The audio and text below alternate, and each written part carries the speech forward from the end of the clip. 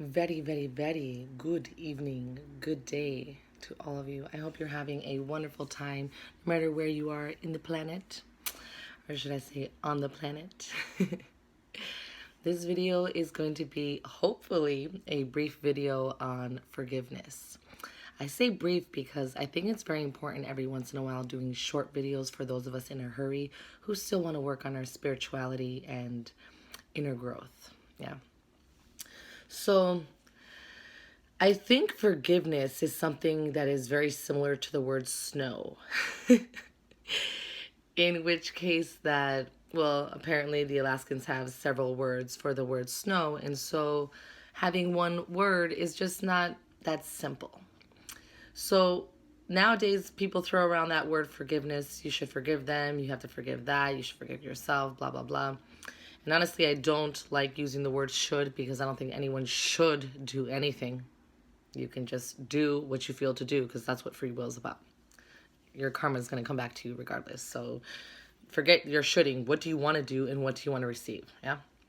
So, the most amateur response to forgiveness, or what most people think forgiveness is, and I say this most respectfully, is saying that what the other person did was okay. And perhaps even minimizing it so that a simple word or a couple of words such as I am sorry could balance out the score. Many people make examples about it. You see it online and social media about, when you crumple up the paper, or when you break the mirror, when you break the glass, like, can you put it back together? That's the trust. That's love. That's forgiveness. Like, you can't put it back together, right? But then I also love and inspired about the understanding in, many households of Japanese cultures that will glue broken pieces together with gold glue that makes it decorative and beautiful, and as a way to shine light on the fact that imperfections are quite beautiful. So with that being said, back to my point of what is usually the first response of what forgiveness is. Well, it's usually that you're saying it's okay what the person did, and you're saying fine, I'm sorry. I'm sorry I lied to you. Fine. I'm sorry I told your secret. Fine. I'm sorry that I spread rumors about you. Okay. I'm sorry I cheated on you. Okay. I'm sorry I did something with your friend, or went behind your back with your family, or stole from you, or abused you, or I'm sorry I did the worst thing imaginable that any human being could ever do to anybody. I forgive you. What does it mean when you say I forgive you, right? Well, I think the hardest thing about forgiveness is, and this is definitely my opinion, and I definitely think it's changed over the years, is having to forgive someone even when you don't receive that apology. And it sucks. Gosh, it's quite awful. You're just flabbergasted, surprised, shocked, appalled, disrupted, disappointed. How could this person that I trusted, my friend, my love, my trusting partner, my trusting family member, how could my homeboy, my homegirl, how could they do this to me? And how do they not feel bad about it? How are they not apologizing? And then we have this whole understanding and notion and speak of narcissism, and I'm starting to have a little bit of a deeper understanding of that as well, because of the fact that people who hurt other people. And so really, the person who hurt you, they went through their own battle of what they were doing, and they're going through their own battle afterwards, after they continue doing what they're doing. Everyone is going to go through something of that sort, where you're not just going to get away with harming people. Your karma will eventually come to you. Maybe it won't come in this lifetime, but it will come in another lifetime. Maybe you won't feel comfortable in the body next time. Maybe you're going to have to live a poor life next time. Maybe you were always a man. This time you'll be a woman. And so you are taught, in my belief, through reincarnation, the different lives that you were given are based on how the lives you had just lived, and what you were able to ascend to, what were you able to release, how much contribution and help did you give to the collective. And I don't mean society. Fuck society. I mean the collective at large. Because sometimes you know what is right, even if it's not considered right, considered by social norms, or even considered legal. But that should not dissuade you when you know here what is right. So that's my opinion of why it's actually harder to forgive someone if they don't apologize to you. But really, if you think about it the other way, it's also just as hard if someone apologizes to you and you're still angry and you don't know how to forgive them. Because an apology just doesn't cancel it out. And how many ways can one apologize to even out the score, right? Are they just supposed to do juggling tricks and all of this in order to get your approval? Some of y'all said yes. And some of y'all are like, no. And some of y'all are like, I don't get it. Because really, if you want to go back to a connection with a family member, if you want to trust your friend again, if you want to forgive your partner for whatever it is that they did, lied, cheated, deceived you, kept you in the dark, abandoned you, left you in financial disarray. I mean, there's so many things one could do. You have to make sure that you can fully forgive them before you re-enter or decide to connect with them on any level. Because then, unfortunately, you will just be punishing them the entire time without maybe meaning to, and also meaning to. Because you're hurt. Because it fucking sucks when you pour all the love that you have, despite all the pain that was caused in your family, despite all the pain that was caused by friends and former crushes, sorrows, relationships, and you finally give another person a chance. And it's not because you're weak, and it's not because you can't get better, or you have low self-esteem, or you're a 4, you're a 5. No, bullshit. People who know how to put love on their sleeve, people who can love actively, people who can release the pain from the past and start over again, man, y'all are the real badasses. Forget punching, kickboxing, forget running a marathon, forget freaking making it to a 6-figure before your 30th birthday. Who gives a fuck? Spiritually, you ain't shit unless spiritually you are. And that's just the truth that I've come to know every single day. Doesn't matter what label you have, doesn't matter how many degrees you have, it doesn't matter anything really, how you grew up, your parents, what languages you know, it doesn't matter. We're all human beings. At the end of the day, how you are able to tap into your own spirituality and connect to a larger piece of you, that's the deeper part. And it doesn't have to be necessarily like religion or anything. I think a lot of us can just sit quietly. Some of us read a book. Some of us get grounded by putting our feet, deep into some soil. There's so many ways. Watering your plants, reading, writing a book, doing puzzles. There's so many ways to connect to source, right? So whether they apologize to you or not, and whether it's too late or not, the point is, somebody betrayed your trust, and they did something that you never thought that they could do.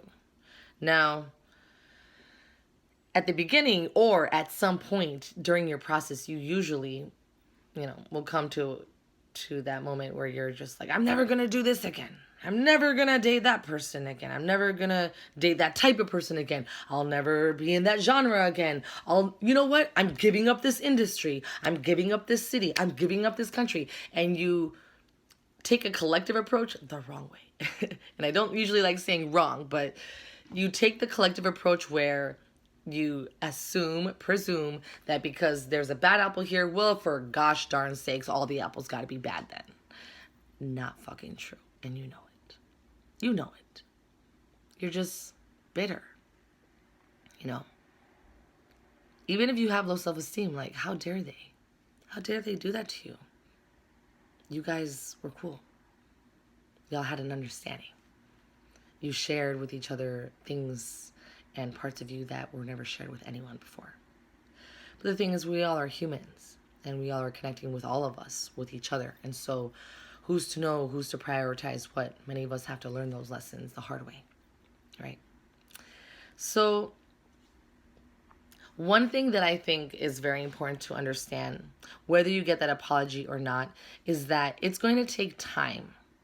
And you need to give yourself all the time that you need, no matter what anybody else says. Because I know for a fact you're going to have people say, aren't you over that by now? Oh my God, you should get out there, blah, blah, blah. And they're really just trying to live vicariously through you, or so many other variations of not very helpful energies that you need in your life when you're trying to recover from deception, from past hurt, releasing the pain. No matter what or who that person is to you, ultimately, you let yourself be vulnerable with them, and they took that for granted, and they took advantage of it at your expense.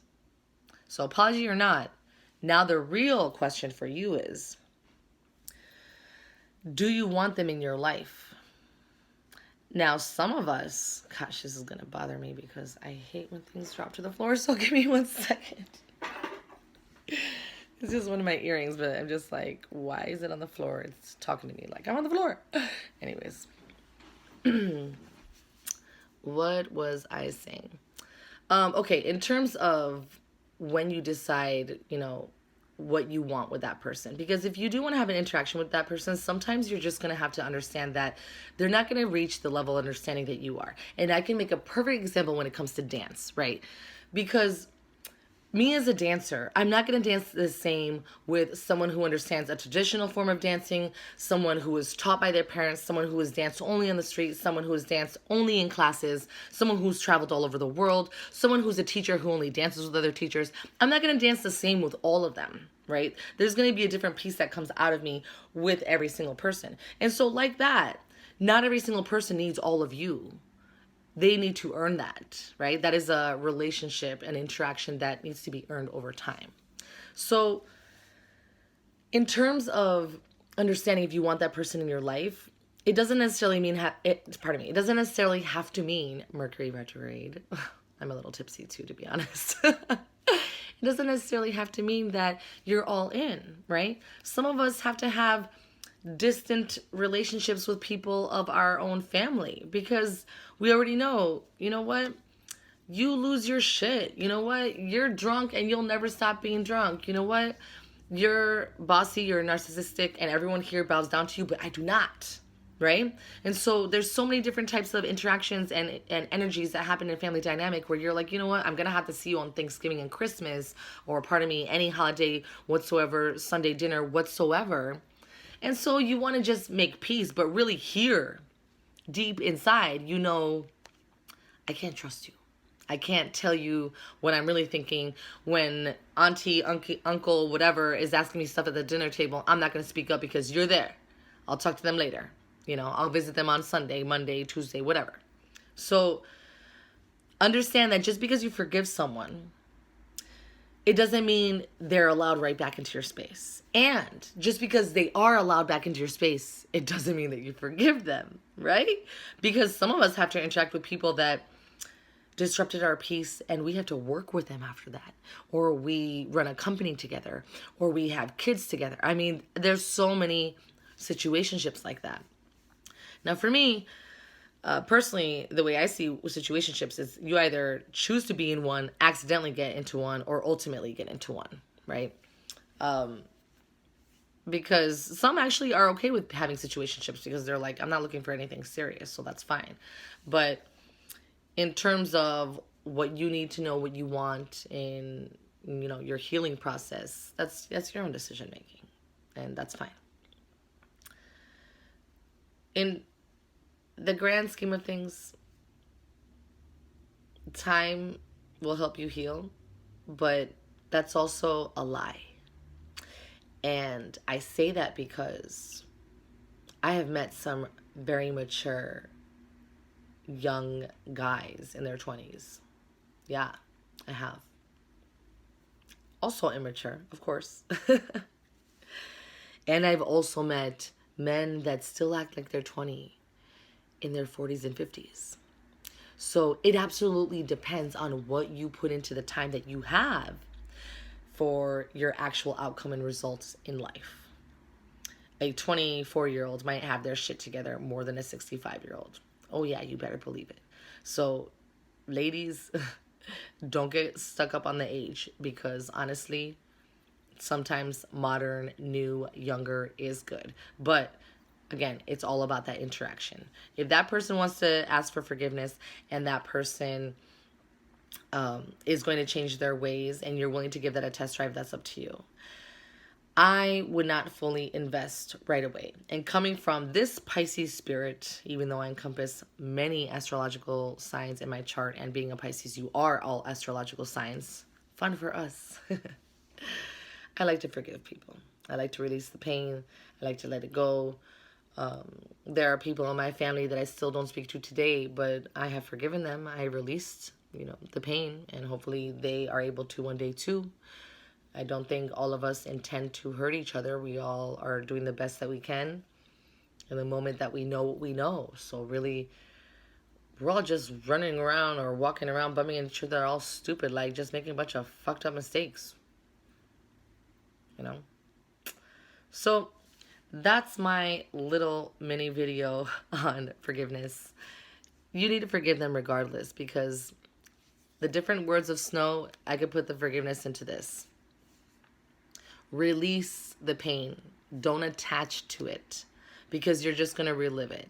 And really, you don't want to relive it. So if you would like to have a actual fresh new beginning, a new start, a better life, we can't keep on saying, this job sucks, this job sucks, this job sucks. Well, you're not going to manifest a better job. Oh, I can't stand my girlfriend. I can't stand my man. Oh, my wife is this. Oh, my husband is this. You're not going to manifest anything better, because you're literally complaining into your vortex.